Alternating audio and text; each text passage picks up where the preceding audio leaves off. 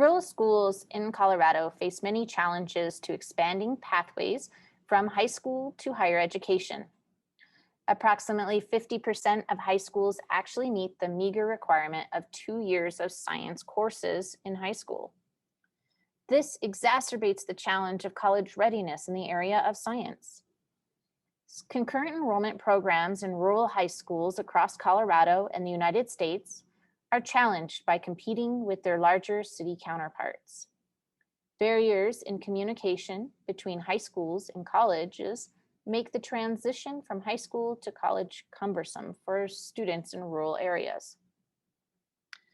Systematic deficiencies between general education and higher education make the road to college difficult, especially for rural students. A constant criticism of rural education reform is that much of the agenda has been based on what I would call a deficit mindset. That is, reformers saw these individuals, our institution, or even our community as broken or in need of fixing. Rather, our individuals, institutions, and community is actually full of culture, history, and potential that we could cultivate and build upon. My project focuses to build upon the strengths of rural communities to offer concurrent enrollment coursework for students in Del Norte High School. Being in a small community like Del Norte comes with challenges and opportunity. The area is economically depressed, which means that over 75% of the students that I teach receive free and reduced lunch. The misconception of poverty is inability. Students who are poor are not intellectually challenged. Brilliant even are the minds of students in poverty. Often, I remind people that within small communities that our strength is found by seeing challenges as opportunities to learn and succeed. If necessity is the mother of all invention, our future depends on students who have challenges in order to come up with the most unique solutions to problems that maybe mainstream school students would not. A small town and a small number of students doesn't mean that the high school structure is small at all. And on the contrary, our school offers many activities and learning opportunities. Del Norte Schools offers traditional classes that you would expect for our high school sciences, but also we offer natural resources course, an environmental biology, a geology course, and even an aquaponics class. The small school atmosphere allows for different and unique learning experiences that would not be possible if the classes I taught were 25 or more. For example, our students work with the Rio Grande National Forest to collect phenology data. They also provide Tier 3 water quality data with Colorado Parks and Wildlife and Riverwatch to understand the river health on the Rio Grande. Students also went to watch the 2017 eclipse in Nebraska. We are able to learn about snowpack on Wolf Creek Pass with an avalanche forecaster. Planning these types of experiences would be a massive undertaking if I taught in a large class. The gap between college and rural high schools seems large. Remember, the students I teach live quite a distance from the college itself. They're not part of a college culture. For some rural students, college is an intimidating institution that's reserved for the elite rather than an opportunity for advancement for all students. This project started as a professional goal to provide students at my high school the opportunity to receive concurrent credit for science courses. The need for science to be at the forefront of educational conversations is apparent. I wanted to give students an incentive to start advancing their scientific understanding through concurrent enrollment. Concurrent enrollment programs require that the educator themselves must have a master's degree or a minimum of 18 graduate credit hours in the subject area of the course they teach. I already had a master's in secondary science education, yet the prefix, being an education prefix or EDU, prevented me from teaching science courses for credit. This requirement is what brought me to the MEM program. Finding the right partnership was the next obstacle that had to be navigated.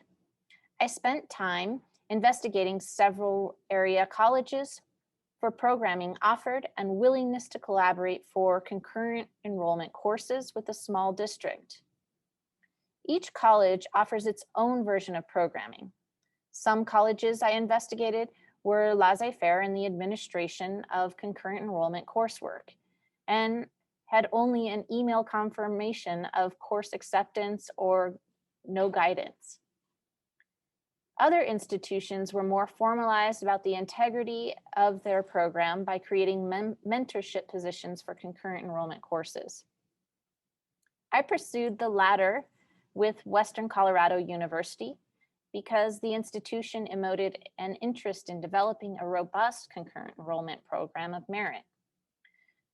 Though a laissez-faire option would have been a quick avenue toward concurrent enrollment courses in my high school, I was truly interested in creating a program of value for students. By collaborating with professors at Western Colorado University, I began developing curriculum for environmental biology and geology courses. Creatively developing learning experiences is something that is the most fulfilling part of teaching, in my opinion. Developing curricula that balances the needs of students, the institution goals, and upholding my teaching philosophy is an exciting topic to navigate. In order to adhere to the needs of all interested parties, I found that the ample time in high school schedules afforded me the freedom to accomplish the goals of all parties without compromising the needs of the institution or my teaching philosophy. Time allowed for students to have large amounts of experiential learning woven into their courses throughout the year. Most courses taught at the university level are semester-long courses that only meet a few times a week. High school classes meet daily, providing students with extension learning that time would prohibit in a semester course with content to cover. This style of teaching allows me to introduce content in the classroom, experience field or lab applications, and to develop a depth of learning that provides context to this new information. The learning progression is exciting to watch as students build connections between the classroom lecture and tangible learning experiences. Youth in the United States perceive science as a worthwhile pursuit for society, yet they report it unattractive as a career choice for themselves. Prospective science students might just lack the understanding and exposure to science as a career field and fear what they don't know. Students must believe they have appropriate training to be successful. They must also consider science a desirable profession. Despite evidence showing students are receiving better pre-college education in math and science over the past decade, students' perceptions of their talents in science remains a persistent roadblock to achievement. Students' ability to self-regulate learning is tied closely to student motivation and confidence. It's obvious that student self-assurance is tied to goal-setting functions. One key obstacle in schools is finding time to create opportunity to meet with students in a goal-setting process. This time-consuming process of meeting individually with students has been a goal of mine this year as a freshman class sponsor. Students were eager to think about themselves and have an adult support their ideas. A key property for goal setting is specificity to the individual, which is why a whole class goal setting is far less effective. General goals like graduate high school or do your best don't create a temporal proximity to students nor create effective results of a highly motivated or self-regulated student.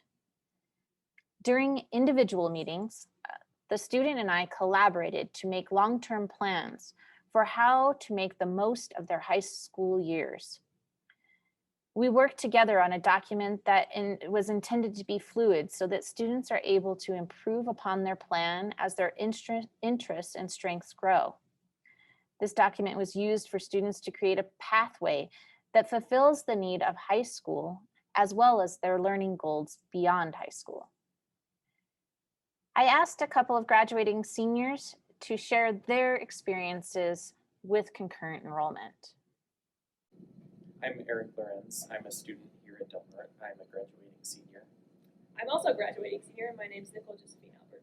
I have only paid $160 for all 3 years that I have been taking concurrent enrollment courses because the school pays for 2 of them, and then any class above that you have to pay $80 each. Yeah. I've only paid about $80 for books. The school has paid for all of my classes and even my gas money to drive to Adams State. Oh, And even books, there are scholarships to cover those costs for the courses. awesome. I've received about 32 personally between almost all subjects. I've received 28 through almost all subjects. Well, I always knew I was college bound and I wanted to get as big as a leap on it as I could. Mm-hmm. I have the same reasoning. I also knew I was college bound. And I also wanted to get more education at a challenging level because I always seemed to be more advanced in my classes and I wanted to be less bored in classes. And concurrent enrollment has definitely helped with that. It helped me challenge myself, and it's also taught me so much about how I can learn in college. I would say the difference between college courses and high school courses are the expectations of you. You're treated more like an adult because you're taking more challenging classes. And I think that helps you develop more as a person. I understand, like specifically, how to write a paper in correct format, how to write an annotated bibliography, just how to do specific things that most professors expect you to know by the time you're in college. I would agree. Yeah, the writing piece is pretty huge, I would say. Another thing is reading, probably, is a lot bigger amounts of reading. Yeah. Oh yeah. I'm attending Colorado State University to study animal sciences and biomedical sciences, and I'm hoping to continue on to the veterinary school. I'm also going to Colorado State University in Fort Collins, and I am a zoology major. This is not a MEM project, but rather a life's work. I work passionately to improve my teaching and improve the quality of student learning. Scientific literacy can take many forms. Concurrent enrollment is only one aspect of how high schools are addressing student needs. Expansion of career and learning development tools are important so schools are able to address student interests in a small school. Responsive to student relevance and opportunities available to rural areas, schools must adapt quickly with a reservoir of resources for learning. The next step in creating a larger toolbox in rural schools is to connect students to career and technical education certifications. These certifications can help students gain footholds directly to the workforce or allow students to develop interests that will catalyze further study in their collegiate pathway. College courses are an exciting opportunity for students in high school, but it does not meet the needs of all student demographics in our community. Scientific literacy is not an elitist endeavor. All walks of life have a connection and relevance in the scientific community. Opening the science door to professions outside academia can be an important role for high schools. An exposure to the requirements of a particular occupation or industry, the work environment, and the behavioral expectations for success on the job, our school is partnering with River Science and Riverwatch of Colorado to provide career and technical education credits for their work monitoring the Rio Grande. Students can utilize this certification for applications in college or their first careers. I've already begun some of the groundwork for this process. Applications for this process were submitted in April, and upon approval, students will begin benefiting from this extension in the 2021-2022 school year. Thank you for joining me to understand more about concurrent enrollment and my project. I'm humbled by the support of my school and the Western community. I look forward to your questions.